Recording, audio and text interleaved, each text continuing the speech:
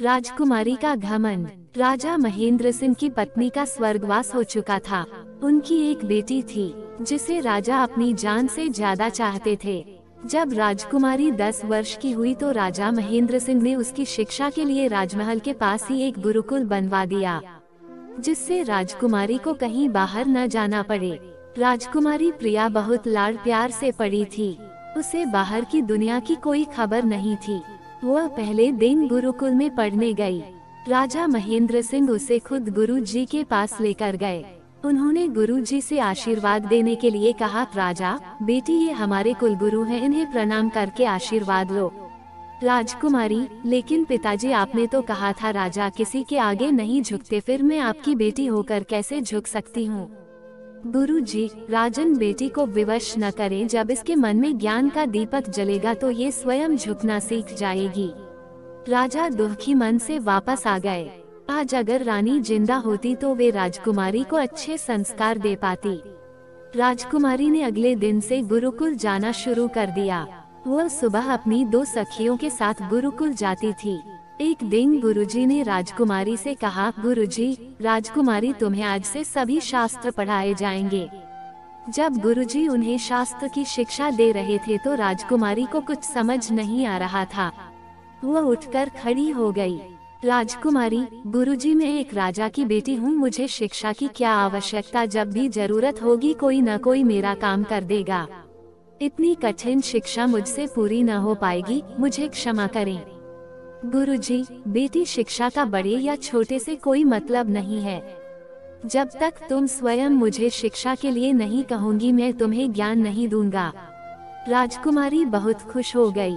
एक दिन गुरुजी अपने गुरुकुल के सभी शिष्यों को लेकर एक पहाड़ के पास गए। गुरुजी ने सभी शिष्यों से कहा, गुरुजी, यह एक छोटा सा पहाड़ है, इस पर सभी को चढ़ना है। जो सबसे पहले ऊपर पहुंच जाएगा उसे पुरस्कार मिलेगा। सभी उस पहाड़ पर चढ़ने की कोशिश करने लगे। राजकुमारी ने भी कोशिश की, लेकिन उसने जैसे ही पहाड़ पर चढ़ना शुरू किया वह चढ़ ही नहीं पाई और फिसलकर नीचे आ गई। फिर उसने अपनी दोनों दासियों के साथ चढ़ने की कोशिश की, लेकिन जब तीनों एक दूसरे का हाथ पकड़कर चढ़ रही थी तो राजकुमारी के कोमल हाथ से दासी का हाथ छूट जाता है और तीनों फिसलकर नीचे आ जाती हैं। तभी राजकुमारी देखती है कि गुरुकुल का सबसे छोटा बालक पहाड़ की चोटी तक पहुंच गया।